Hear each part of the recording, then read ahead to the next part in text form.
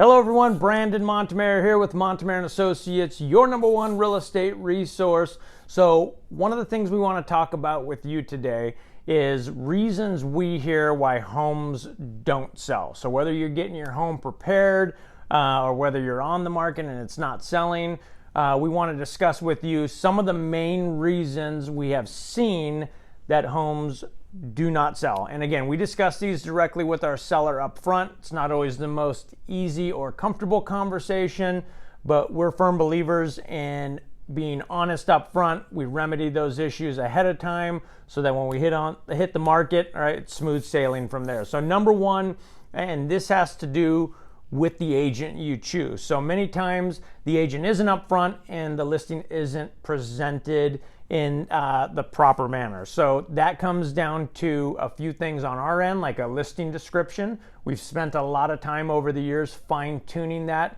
and figuring out the best way to get the most information, the most description in there that catches the buyer's eye and how we go about doing that.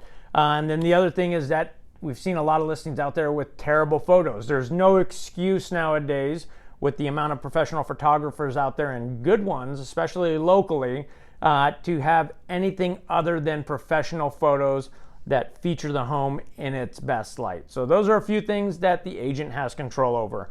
Now next, let's move over to the homeowner, okay? So one of the things we see and run into issues that cause a home to sit on the market too long is too many showing restrictions. So especially in the first few weeks to a month, we got to do our best to keep that wide open and get buyers in there as much as possible. Obviously, there's some days and times that might not work, but the more open we are, the better. The next thing is that the home doesn't have great curb appeal. So when a buyer pulls up to a house, almost half of their decision is made the second they pull into the neighborhood and park in front of that house. If it has great curb appeal, if it's something they can envision themselves coming home to, we've won half the battle. The next thing is as they enter the door, many times the other half of that decision is made. People kind of just know when they walk in.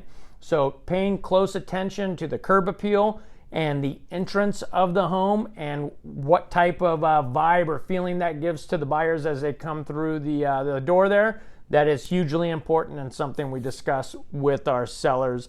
The next set we're looking at is more technical and strategic. So one of those things is that something could be wrong in your MLS listing that's causing it not to sell.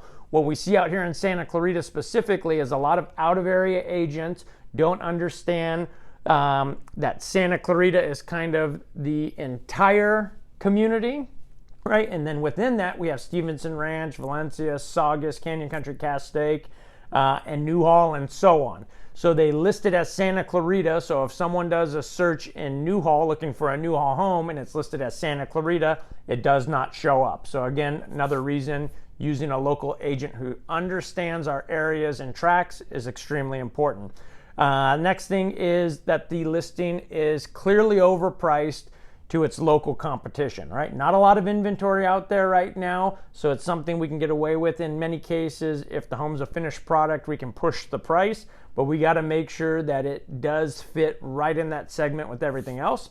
The next thing would be negative feedback. So we have to decipher between negative feedback that we have control over and negative feedback we don't have control over. So something about the house being backed up to a busy street, we can't move the house, we have no control over that. If they say they don't like something about the smell or the paint or anything along those lines, that we do have control over, and if we see a pattern to that feedback, it's something we probably want to act on.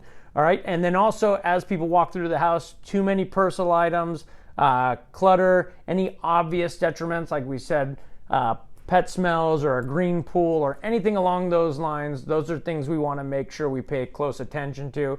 And then finally, the biggest thing is if your agent isn't proactive in communicating with the buyer's agents, with you, with pushing it out through social media, local networks, all of that stuff, that's another thing that is really required in this market to make sure your home is seen, gets great views, great exposure, good agents coming through the door with qualified buyers and getting you top dollar. So there you go. You have any questions, you know where to find us. Have a great day.